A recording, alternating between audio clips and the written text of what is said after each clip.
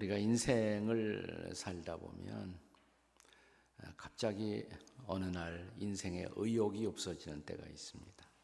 식욕도 없고 모든 삶의 의욕이 사라지고 삶은 살만한 가치가 있는가 무가치감에 시달리고 또 죄책감이 우리를 지배하고 밥도 제대로 먹지 못하고 잠도 자지 못하고 세상에서는 그런 증세를 보통 우울증이라고 그러죠. 우울증, 디프레션이라고 합니다. 나 거기에 한 걸음 더 나가서 하나님 정말 살아계시나 내가 하나님 믿는데도 그런 생각이 들고 하나님의 부재의식, 임재가 아니라 부재, absence of God이라고 하는데 하나님의 부재의식에 시달리는 때가 있습니다. 우리 신앙의 선배들은 그런 경험을 가리켜서 영적인 침체다, spiritual depression, 영적인 침체다, 혹은 영혼의 어두운 밤을 지난다 이런 표현을 썼습니다. 오늘 우리가 성경에 보니까 하나님의 사람 한 분이 바로 그런 경험을 통과하고 있습니다. 바로 엘리야입니다. 엘리야는 구약 성경의 2대 영 중에 하나예요. 율법의 대표 그러면 모세죠. 선지자의 대표 그러면 엘리야죠. 그래서 율법과 선지자의 글 그러면 구약 전체가 되잖아요. 모세와 엘리야가 그것을 대표합니다. 신약 성경에 예수님이 변화산상에서 변화된 모습으로 등장할 때 예수님과 함께 누가 등장했어요?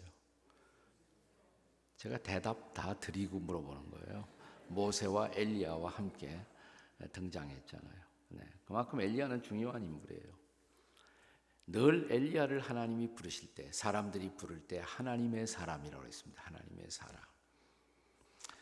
근데 엘리야가 지금 오늘 본문에 보면 이스라엘의 저 남쪽 부엘세바에 한 로뎀나무 아래 털썩 주저앉아서 이렇게 독백을 합니다. 4절. 자, 오늘 본문의 4절, 열왕기상 19장 4절 한번 같이 읽을까요? 다 같이 시작. 자기 자신은 광야로 들어가 하룻길쯤 가서 한 로뎀나무 아래 앉아서 자기가 죽기를 원하여 이르되 여호와여 넉넉하오니 지금 내 생명을 거두시옵소서. 나는 내 조상들보다 낫지 못하나이다 하고. 무슨 얘기하고 있는 거예요? 하나님, 나 더 살고 싶지 않아요. 내 생명 가져가세요. 아니, 하나님의 사람이 이런 독백을 하고 있단 말이에요. 그거 보면 하나님의 사람도 그럴 수 있다. 그리스도인도 그럴 수가 있을까요? 없을까요? 있다는 거예요. 그럴 수가 있다는 거예요. 근데 문제는 왜 그렇게 되었을까? 엘리야가, 하나님의 사람 엘리야가 이런 지경에 빠져버린 원인은 도대체 어디에 있을까? 우리가 엘리야의 그 사적은 사실은 열왕기상 17장부터 시작됩니다. 17, 18, 19 이게 엘리야의 역사를 쭉 기록하고 있어요. 쭉 이렇게 읽어보시면 한 중요한 몇 가지 원인을 발견할 수가 있어요. 첫째는 육체에 대한 학대예요. 육체에 대한 학대. 여러분, 영적인 침체는 영적인 원인 때문에만 오는 것이 아니라 육체적인 원인이 영적 침체의 원인이 될 수가 있어요. 인간의 육체와 영혼은 살아있는 동안은 떨어져 있는 것이 아니에요. 함께 붙어 있어요. 그래서 육체가 고단하면 영혼도 고단해지고 영적으로 병이 생기면 그것이 육체의 병이 될 수 있어요. 그래서 신체와 영혼은 전인적으로 작동하는 것입니다. 전인적으로 작동하는. 물론 우리가 죽을 때, 세상 떠날 때는 영혼과 육체가 분리돼요. 육체는 흙으로 돌아가고 영혼은 하나님 앞으로 가죠. 하지만 살아있을 때는 영혼과 육체가 유기체적인 관련을 갖고 하나로 작동하고 있다. 서로 영향을 끼친다. 육체가 영혼에 영향을 끼치고 영혼이 육체에 영향을 끼친다는 것을 기억해야 돼요. 자, 그런데 너무나 지나치게 엘리야는 지나간 3년 동안 이 17장부터 19장까지 오는 동안에 3년이 걸려요. 이 3년 동안에 엘리야가 삶의 주거지를 무려 한 8번이나 옮깁니다. 삶의 주거지를. 네. 처음에 길르앗이라는 곳에 있다가 사마리아, 이스라엘 북쪽의 사마리아로 갔다가 디르사로 갔다가 디르사. 그러다 다시 그리시네가로 갔다가 다시 또 북쪽으로 올라가요. 저 레바논 지금의 사르밧으로 갔다가 다시 내려와서 갈멜로 갔다가 이스르엘 골짜기로 가요. 그러다가 저 남쪽에 있는 부엘세바까지. 그러니까 3년 동안에 8번이나 주거지를 옮기는데 그걸 쉽게 이렇게 생각하시면 돼요. 3년 동안 8번 이사 갔다. 여러분 3년 동안 8번 이사 가면 스트레스 걸려요? 안 걸려요? 네? 이사 한두 번만 해도 몸살을 앓는데 8번이나 삶의 주거지를 옮겨요. 자기 육체를 학대한 거예요. 육체를. 너무 바쁘게 산 거예요. 너무 바쁘게. 네, 바쁜 게 좋은 것도 있지만 나쁜 것도 많아요. 네. 적절하게 바빠야 돼요. 적절하게 바빠야 되는데 우리 한국 사람들이 외국 사람하고 같이 살면 외국 사람들이 한국 사람들에게 제일 먼저 배우는 한국말이 무슨 말입니까? 잘 아시네. 네, 빨리빨리. 네, 빨리빨리. 한국 사람은 너무 급해요. 빨라요. 네. 여유 없이 살잖아요. 여유를 갖지 못하고 살아요. 네. 근데 한국 사람이 본래부터 이렇게 급했을까? 최근에 크리스찬이 되어서 좋은 영향을 끼치고 있는 우리 이은영 선생의 진단에 의하면 한국 사람들이 본래부터 급했던 것은 아닌데 언제부터 급해졌느냐? 라면 먹을 때부터 급해졌대요. 네. 이게 라면이라는 것이 우리 산업화 시대를 대표하는 기호식품이란 말이죠. 네. 그래서 물 끓여놓고 거기다 집어넣으면 단숨에 해결해. 단숨에. 네. 네, 요즘은 건강 생각해서 좀 우리가 라면을 삼가하기도 하지만 사실 이 라면은 일본 사람이 먼저 만들었죠. 그런데 일본 사람보다도 한국 사람에게 더 어울리는 식품이죠. 이 급한 한국 사람의 성격에 더 맞는단 말이죠. 네. 그래서 최근에는 일본 사람이 먼저 라면 만들었지만 라면 수출에 관한 한 한국 라면이 일본 라면을 압도했습니다. 더 압도했어요. 네. 우리는 라면을 숫자마다 다 만들었어요. 숫자마다 다. 1번지 라면, 2 무슨 200냥 라면, 3 삼양 라면, 4 사발면, 5 오향면, 6 육개장 라면, 7 칠보면, 8 팔도라면, 9 구운면, 10 열라면. 숫자마다 다 만들었어요. 그런 건 잊어버려도 돼요. 끝나고 나서 7번이 뭐죠? 하고 와서 물어보는 사람이 있어요. 네. 네. 너무 급하게 산 거예요. 너무 급하게. 그러다 보니까 육체를 학대했어요. 육체 학대하다 보니까 영혼도 침체 속에 빠져들어간 거예요. 자, 또 하나 원인은 뭐냐? 이 3년 동안의 엘리야의 행적을 추적해 보면 엘리야의 행동을 만든 것은 언제나 하나님의 음성이에요. 하나님의 말씀이에요. 근데 어느 날 갑자기 그 말씀을 잃어버려요. 엘리야가 그 말씀을 잃어버립니다. 한번 17장을 보세요. 열왕기상 17장.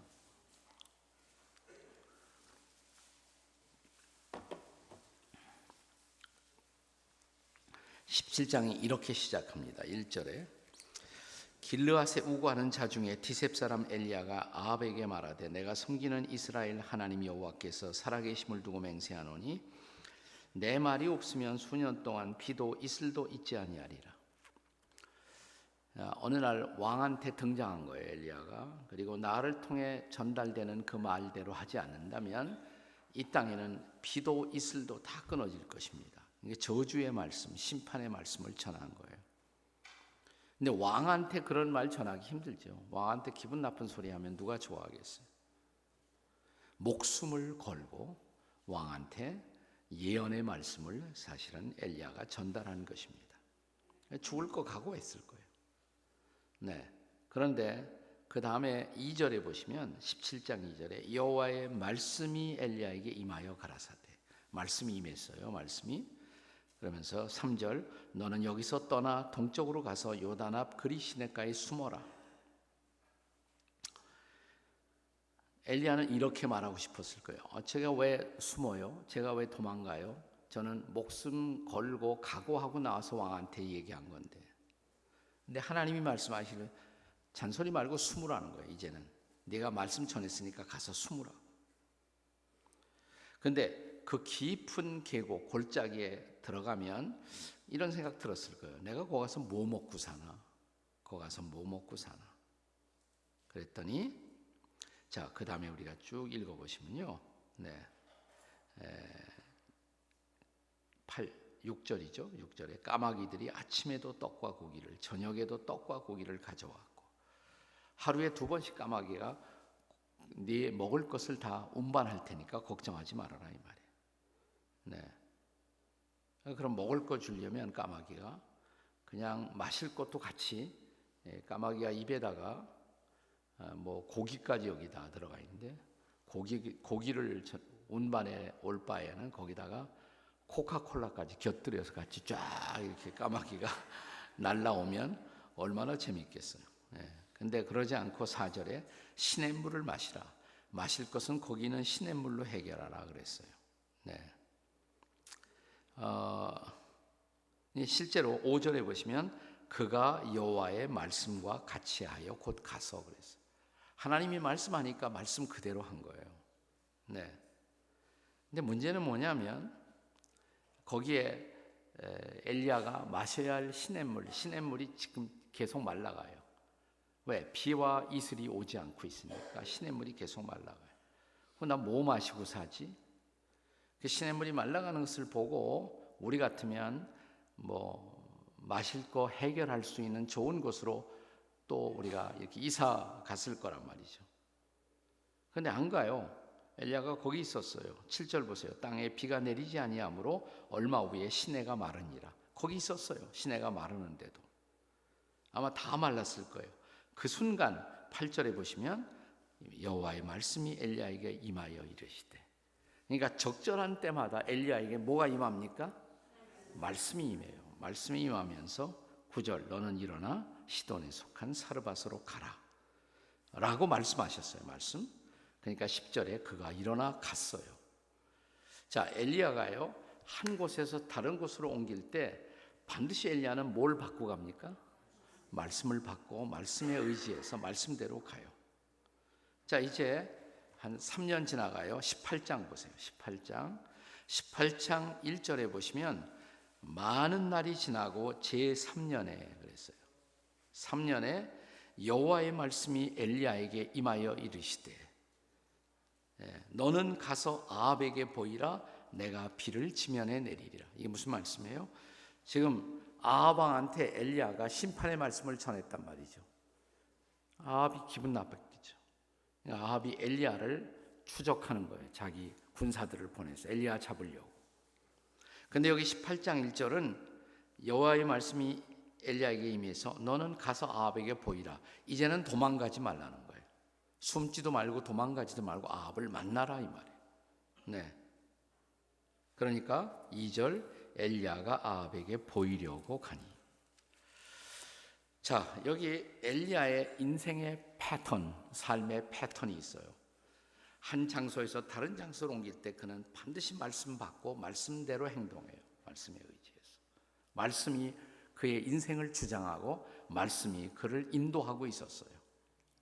근데 이 패턴이 무너지는 때가 와요. 패턴이 무너져요. 그게 오늘 본문이에요. 자, 19장을 다시 보세요. 19장. 오늘 본문 19장 1절을 보시면 아합이 엘리야가 행한 모든 일과 그가 어떻게 모든 선지자를 칼로 죽였는지를 이세벨에게 말하니. 그러니까 19장 직전에 있는 사건은 소위 갈멜산의 사건. 엘리야가 아합이 부리고 있었던 바알의 선지자 450명과 싸우죠. 아세라 선지자까지 합하면 850대 1의 결전을 해요. 거기서 엘리야가 승리하죠.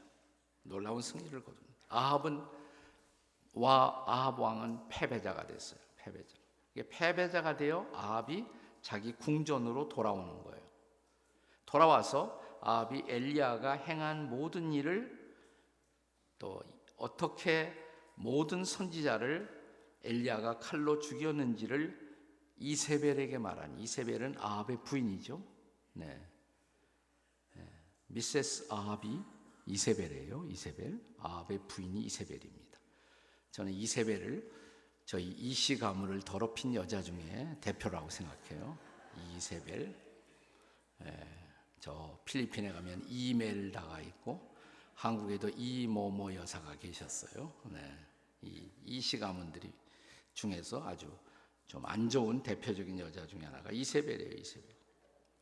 자, 아합 왕은 포기했는데 이세벨이 이제 포기를 안 해요. 그리고 그 다음 절 보시면 2절에 이세벨이 사신을 엘리야에게 보내어 이르되 내가 내일 이맘때에 반드시 네 생명을 저 사람들 중 한 사람의 생명과 같게 하리라. 내가 너 그만 안 두겠다 이 말이에요. 엘리야, 내가 너를 꼭 잡겠다. 3절 보세요. 19장 3절. 그가 엘리야가 이 형편을 보고, 무슨 형편? 이세벨이 내 목숨을 노린다는 형편을 보고 일어나 자기 생명을 위해 도망하여 유다에 속한 브엘세바에 이르러. 자, 여기서 처음으로 한 장소에서 다른 장소를 옮길 때 엘리야는 반드시 뭘 받고 갔다? 말씀. 근데 지금 브엘세바로 도망갈 때 말씀 받고 가요? 아니에요. 말씀 없이 행동해요. 말씀을 잃어버렸어요. 말씀을 잃어버려. 인생을 하나님 말씀 듣고 말씀대로 살다가 어느 날부터 목사님 설교가 안 들려. 내 귀에 설교가 안 들려. 성경도 읽고 싶지 않아요. 말씀을 잃어버리는 때가 왔어요. 말씀의 상실, 말씀을 잃어버리는 때가 와요. 제가 은퇴 후에 아주 중요한 사역을 하는 곳이 여기 가평에 가면 필그림 하우스라고 있어요. 필그림 하우스. 거기에 3년 전에 존 버년이 만든 책 철로 역정 순례 공원을 만들었어요. 순례공원. 세계에서 하나밖에 없는 순례 공원이 있어요. 거기. 그래서 그 주인공 크리스찬이 멸망의 도시를 떠나 천성에 시온성에 들어가기까지 모든 과정이 다 이렇게 그려져 있어요. 매일 200명 이상이 와요. 매일 200명 이상. 여러분도 한번 와봐요. 네. 옆에 분에게 아무래도 한번 가야겠다. 한번 옆에 사람에게 시작. 네. 그냥 오면 안 돼요. 신청하고 와야 돼요. 네. 거기 쭉 가다 보면 그 순례길에 주인공 크리스찬이 그 말씀이 두루마리로 되어 있는데 두루마리를 잃어버려요. 네. 고난의 언덕을 넘어오고 너무 힘든 일을 겪다 보니까 어느 날 갑자기 말씀이 빠져나가. 말씀을 잃어버려요. 그래서 길을 갔다가 그 말씀 찾기 위해서 다시 돌아와요. 그런 경험이 일어나요. 말씀을 잃어버릴 수가 있다. 그러니까 그때부터 엘리야는 더 흔들려요. 그리고 주저앉는 거예요. 그러니까 엘리야가 왜 이렇게 되었느냐? 영적 침체 속에 빠지는 원인이 뭐냐? 자기 육체를 학대했기 때문에. 두 번째는 말씀을 잃어버렸기 때문에. 또 하나 원인이 있어요. 세 번째. 자, 다시 한번 3절을 보세요. 본문의 3절. 19장 3절을 한번 더 읽겠습니다. 시작. 그가 이 형편을 보고 일어나 자기 생명을 위해 도망하여 유다에 속한 브엘세바에 이르러 자기의 사환을 그곳에 머물게 하고. 그가 이 형편, 즉 이세벨이 자기의 목숨을 노리고 있다는 형편을 봤어요. 형편을 봐. 환경을 본 거예요. 상황을 본 거예요. 그런데 보지 못한 것이 있어요. 여러분, 19장 전에 18장이고 18장에서는 엘리야가 갈멜산에서 바알의 선자들과 싸워요. 용맹한 하나님의 사람으로서 싸워요. 네. 그리고 바알의 선지자를 다 물리치잖아요.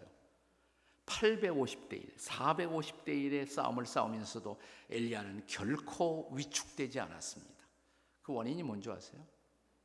엘리야는 하나님 보고 있었어요. 하나님이 나와 함께 하신다. 뭐 그거를 믿으니까 아무것도 두렵지 않았어요. 엘리야는 하나님을 보고 있었고 하나님이 그와 함께 하심을 확신했던 거예요. 그런데 19장에 와서 갑자기 하나님이 안 보여. 내 눈에 하나님이 안 보여. 하나님이 계신 것 같지도 않아. 이걸 하나님의 임재의 상실. 환경은 보여요. 상황은 보이는데 하나님은 안 보여요. 하나님은 안 보여요. 자, 이것이 엘리야가 주저앉아 버린, 그리고 이제는 세상 그만 살고 싶다고, 끝내고 싶다고, 이렇게 영적인 침체 속에 빠져버린 또 하나의 중요한 원인이에요. 세 가지 원인. 첫째 원인은 뭐예요? 육체의 학대. 둘째, 말씀의 상실. 세 번째, 하나님의 임재의 상실. 하나님의 임재를 잃어버렸어요. 자, 그러면 이런 엘리야가 다시 일어서려면, 다시 회복되려면, 다시 치료받으려면 뭐가 필요할까요? 자, 그건 진단을 정확하게 해야 정확한 치료가 일어나요. 진단이 정확하지 못하면 치료를 제대로 할 수가 없어요. 세 가지 진단을 했잖아요. 엘리야의 영적 침체의 원인, 첫 번째는 뭐예요? 육체 학대. 그러면 어떻게 치료해야 돼? 육체를 다시 이렇게 보양해야 된단 말이에요. 육체를 회복시켜야 돼요.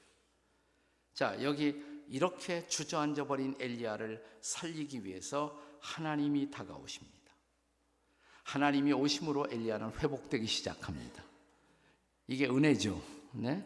그만두지 않았어요. 엘리야가 이렇게 끝나면 어떻게 해요?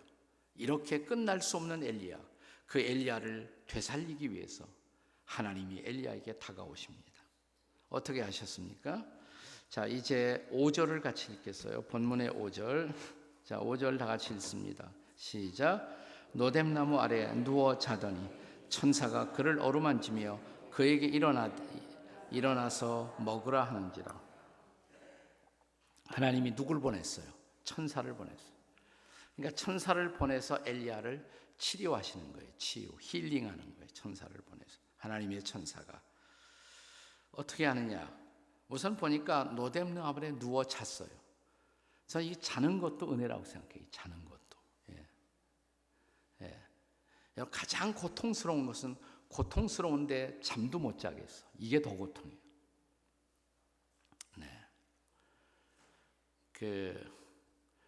캐나다의 토론토에 가면 큰빛 교회라고 있는데 거기 저하고 잘 아는 목사님, 임 목사님이라고 북한에 가서 2년 동안 잡혀 있다 나오셨어요. 임현수 목사님이라고. 제가 물어봤어요. 북한에 2년 동안 잡혀 있는 동안에 뭐가 제일 힘드냐고 그러니까 숙소에 불을 안 꺼요. 숙소에 이 사람들이 환하게 불 끄는 게 없대. 불 끄는 게. 잠을 못 자는 거. 이게 고문 중이에요. 그러니까 이분이 뭐 카나다 시민권 있고 그래서 그렇게까지 고문은 안 했는데, 이게 고문이에요. 더 차라리 고문 받는 게 낫지 환하게 불 켜놓고 잠을 못 자는 거. 이게 보통 고문이 아니죠. 잠 못 자는 거. 엘리야는 잠은 잤어요. 잠은 잤단 말이죠. 저는 지금도 젊었다고 확신합니다만 지금보다 훨씬 더 젊었을 때 목회하면서 제가 제일 용납하기 어려운 교인들은 누구냐면 명설교를 하고 있는데 자빠져 자는 교인들.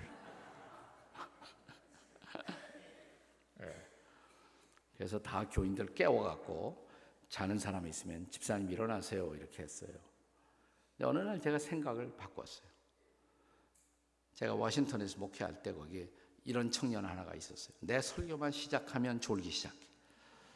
내 설교가 자장가인 줄 아는지 설교만 시작하면 졸아. 그래서 예배 끝나고 한번 만났어요. 형제는 내 설교가 자장가처럼 들리나? 어떻게 내 설교만 시작하면 자나? 그랬더니 머리를 극적거리면서 목사님 미안해요. 그러더니 근데요 목사님은 한국에서도 목회하고 미국에 와서도 목회하고 뭐 똑같은 목회하지만 저희 같은 사람은 미국 땅에 와서 한국에서 한 번도 못한 일을 하잖아요. 무슨 뭐 야채 가게 가서 일하고 가스 스테이션 가서 일하고 잘 안 되는 영어 가지고 미국 사람 직장에 가서 그 한 주간 동안 일할 때 얼마나 스트레스가 많은 줄 아세요? 그렇게 일주일 내내 시달리다가 주일날 교회 오면 내가 아버지의 집에 왔구나. 생각만 해도 졸려요. 이해가 되더라고요. 네.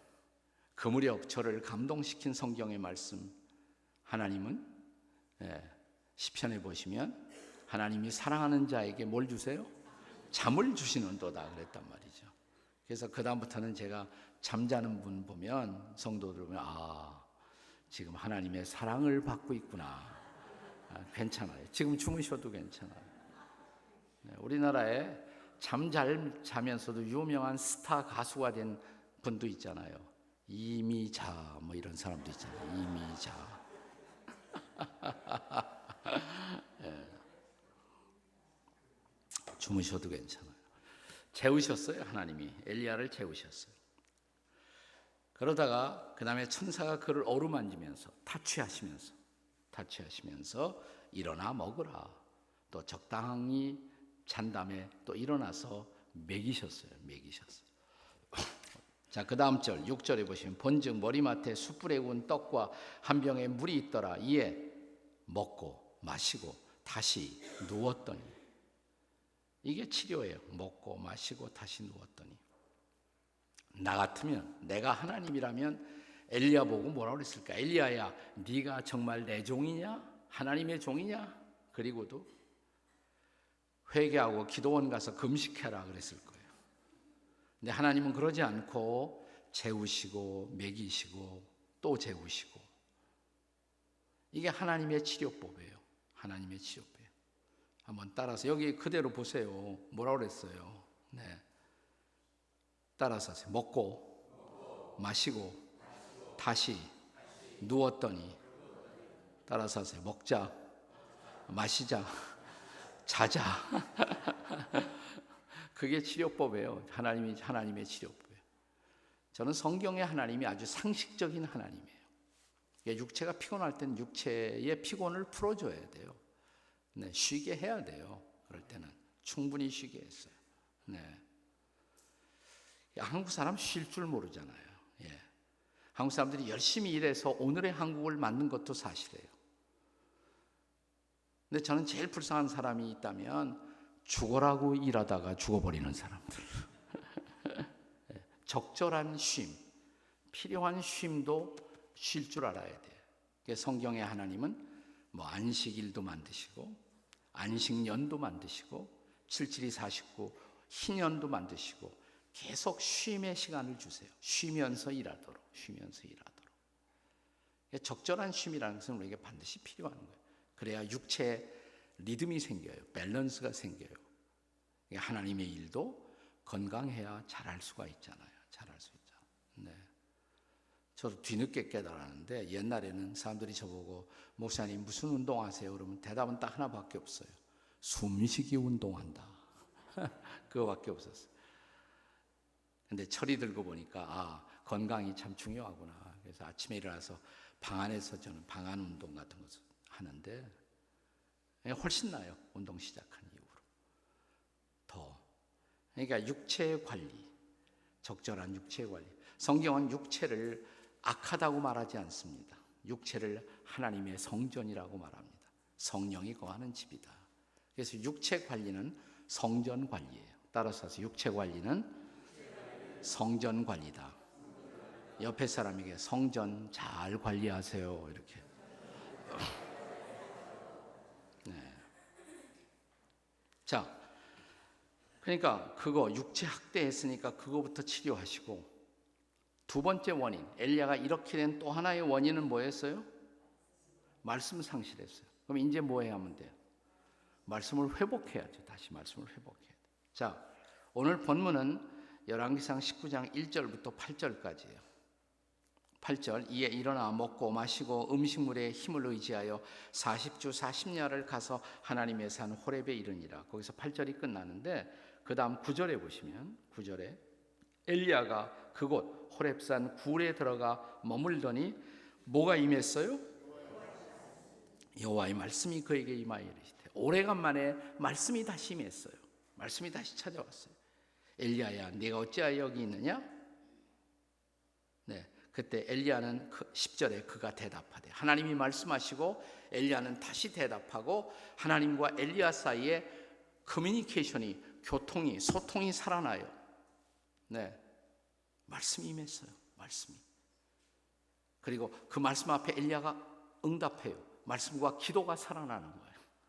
네, 뭐 쉰다고 해서 육체만 계속 쉬는 것이 아니라 적절하게 쉬고 나면 우리 그리스도인들이 반드시 돌아와야 할 자리는 말씀과 기도의 자리죠. 네, 다시 말씀 붙들고 다시 말씀을 듣고 다시 말씀을 읽고 기도에 무릎을 꿇고 하나님과 대화하고, 그러면서 엘리야는 살아나요. 말씀과 기도가 살지 않으면 우리의 영적인 상태는 결코 회복될 수가 없습니다. 말씀이 살아나시기 바랍니다. 기도가 살아나시기 바랍니다. 그래서 회복되기 시작해. 엘리야가 회복돼요. 그리고 세 번째로, 자, 엘리야가 이렇게 된 또 하나의 원인, 세 번째는 뭐라고 그랬어요? 네? 네, 하나님의 임재의 상실. 임재의 상실. 하나님의 임재를 잃어버렸어요. 자, 그런데 여기 엘리야에게 하나님이 어떻게 하시냐면 11절에 보시면, 19장 11절에요. 여호와께서 이르시되 너는 나가서 여호와 앞에서 산에 서라. 이 산은 호렙산이에요. 호렙산에 산 중턱에 너 서 있어라. 왜요? 내가 지나갈게. 나 좀 잘 봐. 내가 지나갈게. 나 좀 잘 봐. 여호와께서 지나가시는데 여호와 앞에 크고 강한 바람이 산을, 하나님이 내 앞에 지나가신다고요? 잘 보라고요? 그래서 엘리야가 산에서 이렇게 지금 긴장하고, 하나님이 내 앞에 어떻게 지나가시나? 갑자기 바람이 일어나요. 큰 바람이. 그러더니 그 바람이 한참 일어나더니 바람이 바람과 함께 사라지다. 네, 바람이 지나갔어요.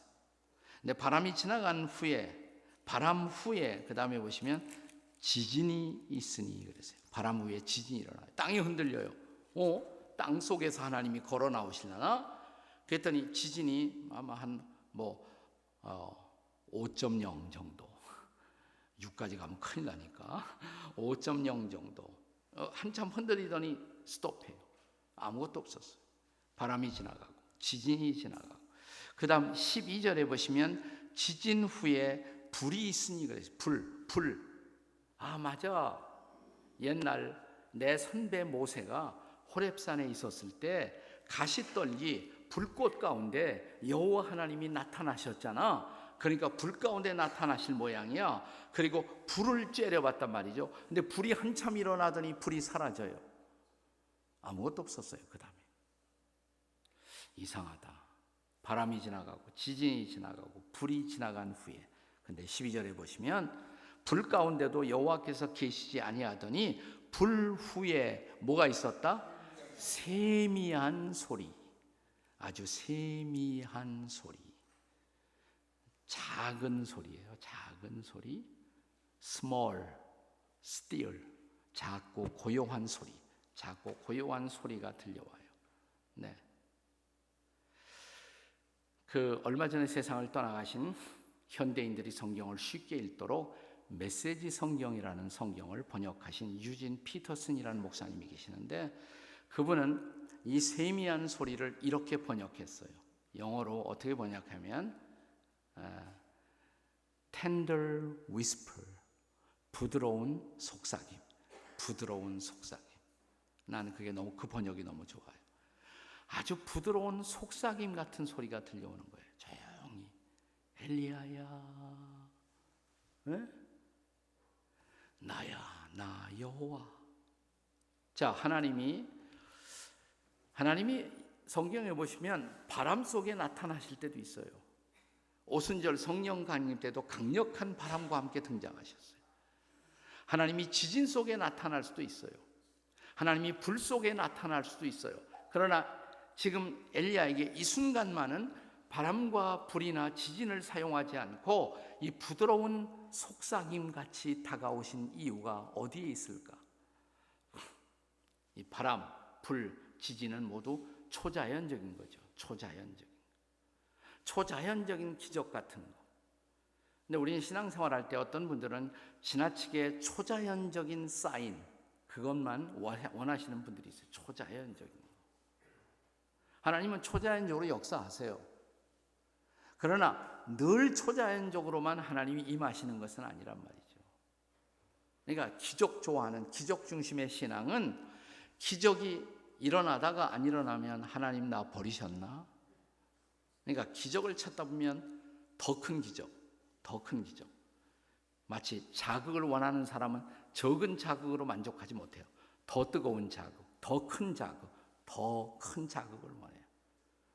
그러니까 이 집회도 은사 집회 이런 거 있잖아요. 은사 집회 이런 거 좋아하시는 분은 나중에는 보통 은사 집회 갖고 안 돼요. 처음에 안수 받다가 안수로 만족 못하면 나중에 안찰 막 부벼야 돼. 그걸로도 만족이 안 되면 족찰 발로 밟아야 돼. 아예 그냥. 네. 더 큰 자극을 자꾸만 원한단 말이에요. 더 큰 자극을. 네. 그렇게 역사할 때도 있지만 그런 거 역사하지 않을 때는 어떻게 해요? 자, 아까 갈멜산에서는 하늘이 쫙 열리고 불이 막 쏟아졌어요. 엘리야가 그런 체험을 했어요. 근데 그런 체험한 후에 그 기적이 계속 안 되니까 엘리야가 하나님 저 버리셨어요? 이렇게 하나님 저 버리셨어요. 기적이 일어나지 않을 때는 어떻게 신앙생활하나? 그때도 나에게 조용히 부드럽게 다가와 말씀하시는 하나님과 교통할 줄 알아야 한다는 거예요. 그때도 예. 그냥 내가 운전하다가 조용히 내게 말씀하시는 하나님, 내가 부엌에서 일하다가 조용히 내게 말씀하시는 하나님, 엘리야야, 나야 내 옆에 있어 지금. 너와 함께 하느니라. 내 오른손으로 너를 붙들리라. 내게 다가와 말씀하시는 그 하나님의 일상적 임재, 초자연적이 아니라도 내 일상 속에 임재하시는 하나님을 경험할 줄 아는 삶, 이게 무엇보다 중요한 것이에요. 그런 일상의 하나님을 경험해야만 날마다 승리할 수 있어요. 날마다 일어날 수 있어요. 날마다 회복될 수가 있어요. 제가 신앙생활을 이제 시작하고 처음에 한 5년 동안은 불같이 질풍노도처럼 열심히 주님을 섬겼어요.